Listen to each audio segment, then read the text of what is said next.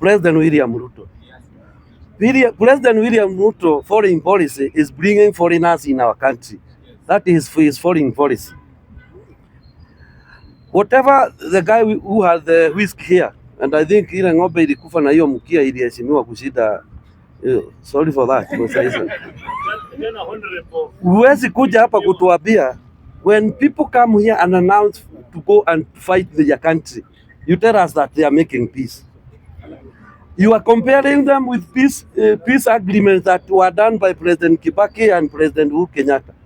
There is no comparison, because when John Garang was in this country, they were making peace. But in this case, people are coming in a whole building that is built by Kenyan money to come and announce, to go and destabilize their own country. And you allow them to make it, to do the announcement in this country. That was very wrong.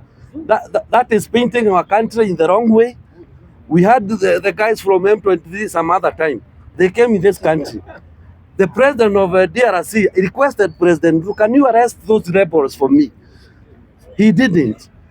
What is happening in Congo now? Hakuna ingine niko nayo. Ni hiyo, sikiza.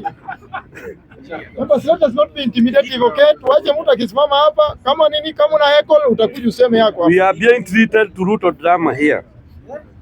That he knows peace. That he has very good foreign policies and all that. President William Ruto.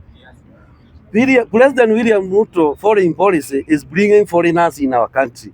That is for his foreign policy. Whatever the guy who had the whisk here, and I think ile ng'ombe ilikufa na hiyo mkia iliheshimiwa kushida. Sorry for that. Huwezi kuja hapa kutuambia when people come here and announce to go and fight their country, you tell us that they are making peace. You are comparing them with peace agreements that were done by President Kibaki and President Uhuru Kenyatta. There is no comparison, because when John Garang was in this country, they were making peace. But in this case, people are coming in a whole building that is built by Kenyan money to come and announce, to go and destabilize their own country. And you allow them to make it, to do the announcement in this country. That was very wrong. That is painting our country in the wrong way.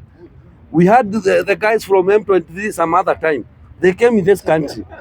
The president of DRC requested President, can you arrest those rebels for me? He didn't. What is happening in Congo now? Bloodshed.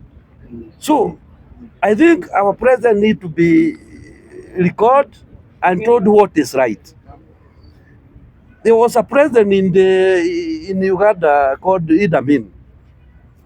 He went to his cabinet and told the cabinet that I want to change the name of Uganda and call it Id. One minister in his cabinet had a dissenting voice, but respectfully. He told the president, do you know of a country called Cyprus? He asked him, what do we have to do with Cyprus in this case? He told him, the people of Cyprus are called Cypriots. So when you call Uganda Id, Ugandan people will be called idiots. So just think of a case of a president who is not being advised correctly. He changed the name and said, let me change the name of the country and call it Ruto. We'll be called Ruto. So in this case, our president is getting the wrong counsel. If he is being cancelled, if he dares to listen, let it listen from this forum that the country is not happy with whatever he is doing. We have lost our regional reputation, and that worked too much for one Raila Odinga to lose the seat that he was fighting for, because our regional disorganization is the one that caused Mr. Raila Odinga. Please, in all due respect, can our president be told, even if you cannot do anything to this country, just leave our country in peace, let our friends remain our friends, don't antagonize us. You can antagonize our economy, our education, our health, leave the region to us. We'll look for our brothers and tell them, we mean well. Just come, let's talk, let's agree. But when it comes to issues of international nature, the way he is trying to do these days, it will not going to work well to this country. Thank you. Thank you very much for being. Mama. Okay, so this is my second time kuongea hapa, na the last time nikiwa hapa nilizungumza na nikaongea nikawaambia ya kwamba sisi kama Gen Z tutakuja na kiongozi very soon. Kitu ambayo nataka niongee leo, I want you to give you a vision where we are heading as a country, and for a people to know where they are going, they need to have a vision. Na we have 3 visions ambazo zilikuwa envisioned by our forefathers, which I'm going to go through haraka haraka because of time. The first vision ilikuwa vision 2030, which was launched in 2008 by a team of experts na Mwai Kibaki, ambayo ili envision a Kenya which has food security, a Kenya with a good governance system, and a Kenya with 10% GDP. Lakini tukiangalia vile mambo inaendelea saa hii, the level of corruption ambavyo tuko tribal, tumekuwa divided within tribal lines, vision 2030 imebaki tu kuwa ndoto.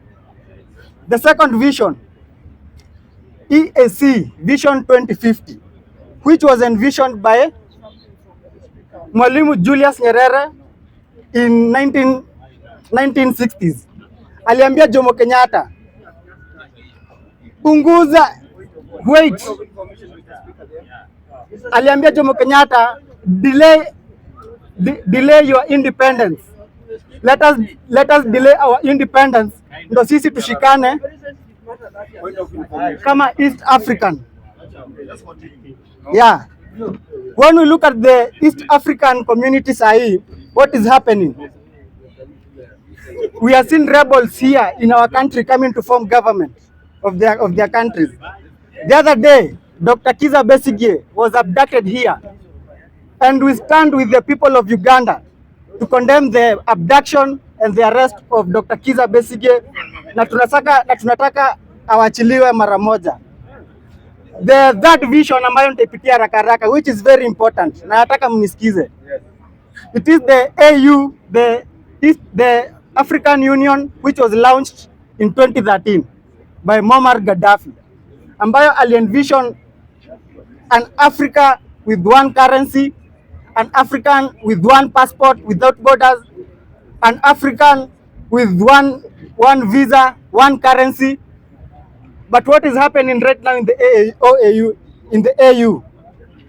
Juzi kulikuwa na elections pale AU, and the candidate who won was from Djibouti. In Djibouti we have 5 foreign military powers. Mnataka kutuambia tutakuwa na say na AU? Where is the AU right now wakati kuna crisis in Congo? Where is the AU right now wakati kuna crisis in Sudan? Where was the AU when Gaddafi needed it most? Now, at that time, Gaddafi was the chairman of the AU, and he was also the president of Libya. No president alienda kumsaidia. So what are we learning from these 3 blueprints ambazo zilianzishwa na our forefathers? Is that these visions have been compromised. And we need to go back to the drawing board and know where we are heading as a country and also as Africa.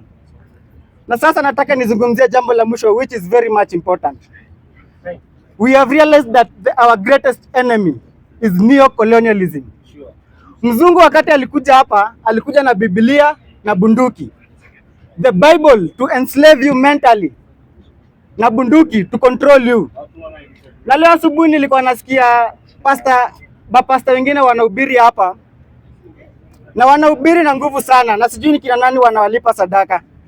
Hakuna watu wanatoa sadaka, na wanasema, nilisikiza mmoja akisema that our riches have been stored in heaven.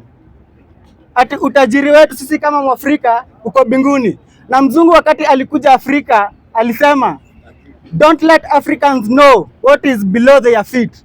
Our minerals are being stolen in the name of religion. Kwa hivyo hiyo inanifanya nijue ya kwamba kuna watu either labda au mapasta wanagoja mshahara yao kutoka mbinguni, So lastly, nataka niseme that this is a message I'm sending to all youths in Kenya and also across all Africa. This is a wake-up call. It's our time to unite. It's our time to fight our greatest enemy. Ruto, Raila, Gachagua, these are just drops in an ocean. Hawa watu wanakontroliwa tu hivi. So we need to take the bull by its horns. And I'm urging all youths across all Africa, let's stand up and fight for our United States of Africa. Thank you. We shall attain freedom at all costs. Thank you very much. Kindly let us